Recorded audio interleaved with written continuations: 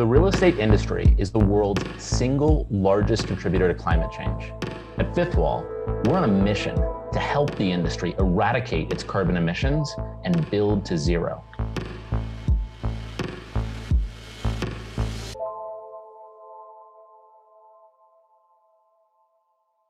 If you are the CEO of a real estate company, or if you're, a board director of a real estate company, what are the concrete action items that you should be doing internally today? And what are the resources you should be mobilizing and franchising today to drive business decision making? So one is looking at, again, because they have to think about their decisions in the context of what's going to be profitable, right? So looking at the arbitrage between land values such as they are today and the potential appreciation of real estate asset. I don't see enough embrace of that as a kind of straightforward nuts and bolts, or arithmetical approach to saying this is where we got to invest more resources. And again, create the demand, right? Actually go and create the demand in a way. It's sort of like in the Steve Jobs sense of you didn't know you wanted an iPhone until I, invented the iPhone, right? You didn't know you wanted to live in a climate oasis zone and get out of overpriced and ecologically risky, coastal areas until I gave you the keys to a place where you're going to be better off, right?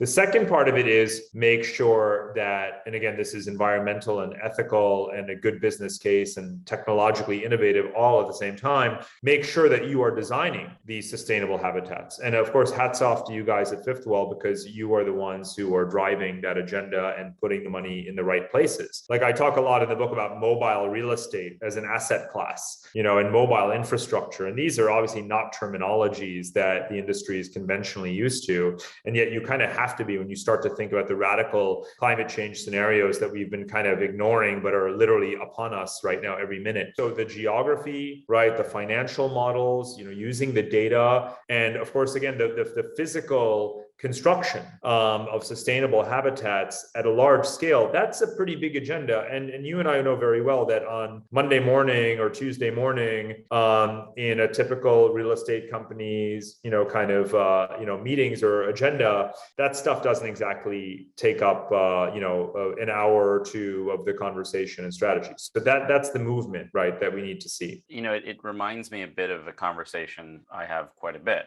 with real estate CEOs, which is, when we started Fifth Wall, we went to the real estate industry and we said, look, whether you like it or not, you are being thrust into the world of tech, right? That is just a reality. And the real estate industry reacted in a mixed fashion. The same parallel seems to be happening around climate. And a lot of real estate owners have said, well, I'm in the business of building buildings and I do real estate. And the struggle I've had is convincing real estate owners that they're no longer in that, whether they like it or not. The earth has shifted underneath their feet. Mm-hmm. And the refrain and the real estate business is one where you need to be investing and adopting technology with a very kind of aggressive, futuristic view. Right. And similarly, you need to have a point of view on climate change and climate mitigation and reducing your carbon footprint. And that again requires you to invest. How does the world convince the real estate industry that is no longer a sufficient answer to say, I just do real estate? What's the one or two sentences that real estate CEOs need to hear? Well, I mean, we know that creative destruction,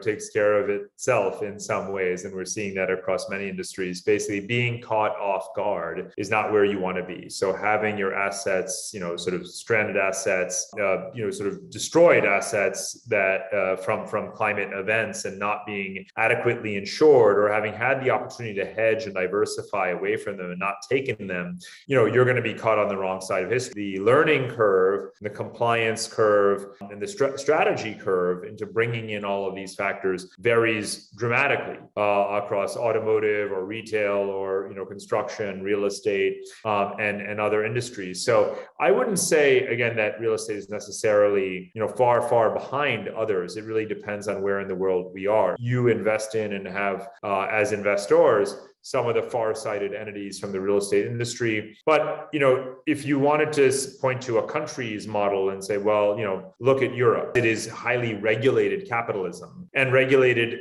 to the degree that, of course, American capitalism is just not going to be based upon our political economy and system. But there is a lot to be learned from the European example where you still have, the demand for and the pressure to innovate. So it's sort of, look, we know where people are going to need to live, and the industrial industrial realizes, wait a minute, warehousing and distribution and these things have to be aligned to this. And the commercial is saying, hold on, the culture is shifting with the technology and the climate and more remote work. So we need to redesign assets in that way.